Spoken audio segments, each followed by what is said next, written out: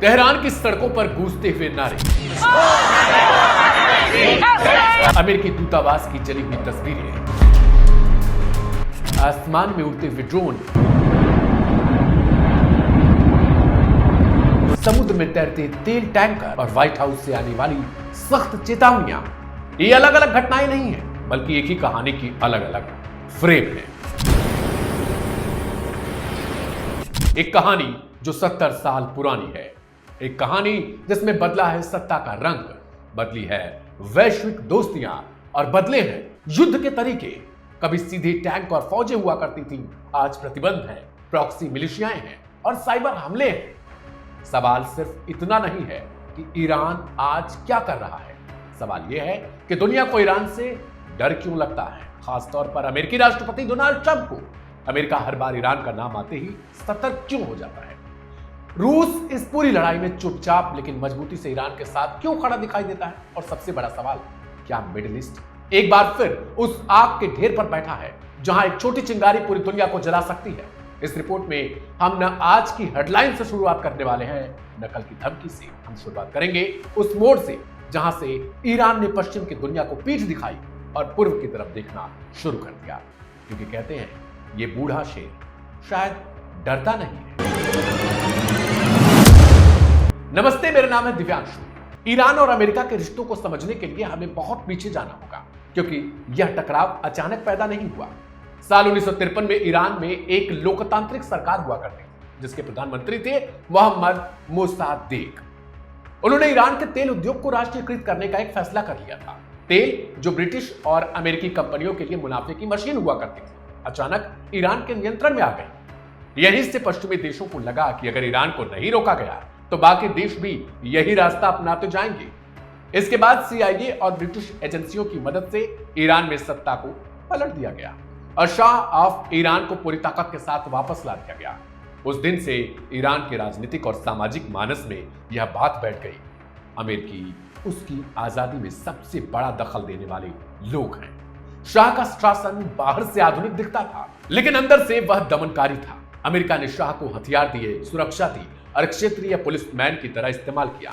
इसके बदले शाह ने पश्चिमी हितों की रक्षा की। लेकिन इस मॉडल में एक समस्या यह थी, ईरान की जनता, धार्मिक वर्ग, छात्र, मजदूर और मध्यम वर्ग, सबके अंदर गुस्सा बढ़ता चला गया। यही गुस्सा साल 1979 में फूटा और इस्लामिक रिवॉल्यूशन शुरू हो गया। शाह देश छोड़कर भाग गया और अयातुल्लाह खोमैनी के नेतृत्व में इस्लामिक गणराज्य की स्थापना हो गई। यह सिर्फ सत्ता परिवर्तन नहीं थी, यह वैचारिक युद्ध की एक घोषणा हो गई। 1979 के बाद ईरान ने साफ कर दिया कि वह अमेरिकी प्रभाव को स्वीकार नहीं करेगा।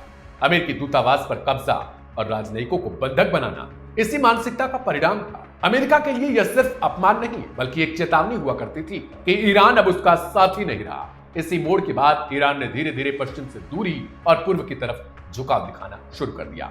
सोवियत संघ उस समय अमेरिका का सबसे बड़ा प्रतिद्वंदी हुआ करता था और वैचारिक तौर पर भी ईरान को पश्चिम विरोधी ताकतों में संभावनाएं दिखने लगी।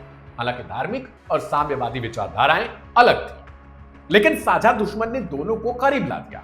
सोवियत संघ के टूटने के बाद यही रिश्ता आगे चलकर रूस के साथ मजबूत हो गया। रूस को मिडिल ईस्ट में एक ऐसा साझेदार चाहिए था जो अमेरिका के प्रभाव को चुनौती दे सके, और ईरान को एक ऐसा ताकतवर देश चाहिए था जो उससे अंतर्राष्ट्रीय मंच पर पूरी तरीके से अलग थलग न हो। यहीं से ईरान रूस संबंधों की नींव पड़ गई, जो बाद में सैन्य सहयोग, हथियारों की खरीद और कूटनीतिक समर्थन तक पहुंची। 1980 के दशक में ईरान इराक युद्ध ने ईरान को और कठोर बना दिया था। अमेरिका और पश्चिम देशों ने खोलकर या छिपकर इराक का समर्थन किया। ईरान को यह संदेश मिला कि संकट के समय पश्चिम उस पर भरोसा नहीं करेगा। इसी दौर में ईरान ने आत्मनिर्भर रक्षा नीति अपनानी शुरू कर दी और अपने मिसाइल और सैन्य ढांचे पर काम तेज किया। युद्ध के बाद भी प्रतिबंध खत्म नहीं हुए बल्कि और बढ़ते चले गए। अमेरिका का तर्क था कि ईरान क्षेत्रीय स्थिरता फैला रहा है और आतंकवादी संगठनों को समर्थन दे रहा है। समय के साथ ईरान का देखिए परमाणु कार्यक्रम सबसे बड़ा विवाद बन चुका था।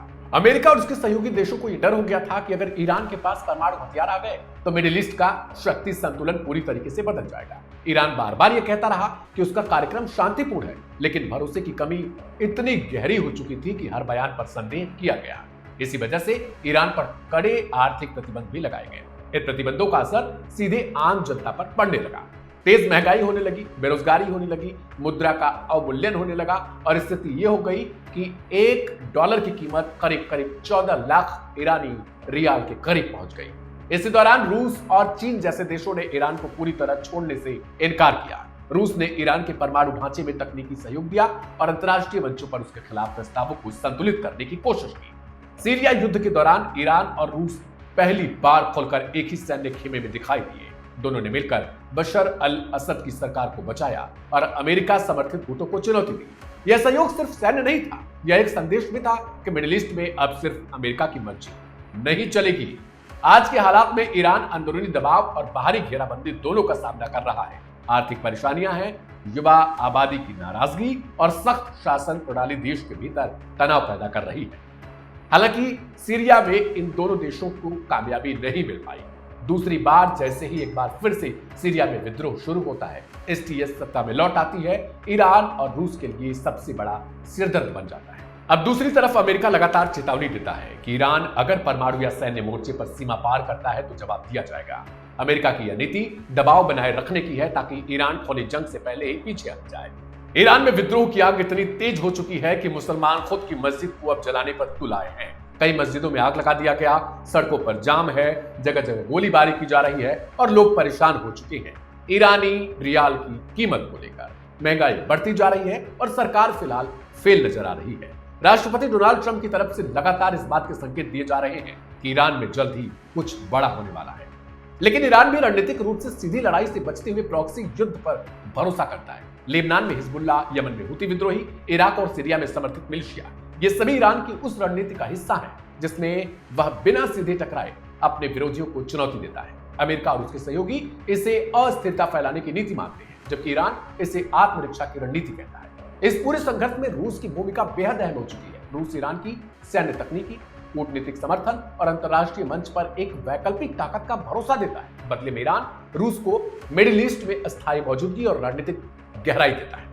यूक्रेन युद्ध के बाद यह रिश्ता और मजबूत हो गया है, क्योंकि दोनों ही देश पश्चिमी प्रतिबंधों का सामना कर रहे हैं और एक दूसरे के अनुभव से सीख रहे हैं। अब सवाल उठता है, क्या यह तनाव सीधे युद्ध में बदलेगा? फिलहाल संकेत यही है कि सीधी जंग से सभी पक्ष बचना चाहते हैं, क्योंकि इसका असर सिर्फ मिडिल ईस्ट तक सीमित नहीं रहने वाला। तेल की कीमतें आसमान छू सकती हैं, वैश्विक अर्थव्यवस्था हिल सकती है और भारत जैसे देशों पर भी इसका सीधा असर पड़ सकता है। इसलिए दुनिया इस टकराव को नियंत्रित तनाव के रूप में देख रही है, जहां धमकियां, प्रतिबंध और प्रॉक्सी संघर्ष चलते रहते हैं, लेकिन पूरी तरह युद्ध की आग नहीं भड़कती।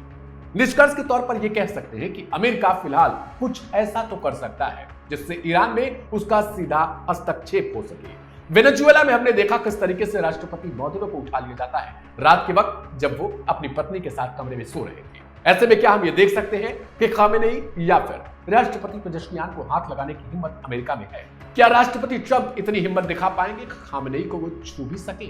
क्योंकि ईरान वेनेजुएला नहीं है। इस रिपोर्ट में इतना ही।